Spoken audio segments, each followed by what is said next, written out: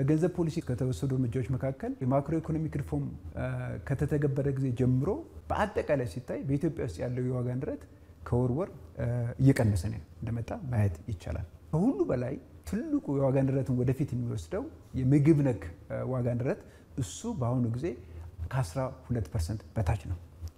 ስለዚህ አካሄዱ በአጠቃላይ ጥሩ መልካም የሚባል ነው።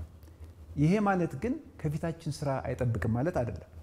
በብሔራዊ ባንክ ግምት መሰረት በሚቀጥለው አመት መጨረሻ ላይ የዋጋ ንረት በሲንግል ዲጂት ወደሞ ወደ ነጠላ አሃዝ ለማስገባት ከፍተኛ ስራ ይሰራል። ምን በማድረግ ከተባለ አንደኛ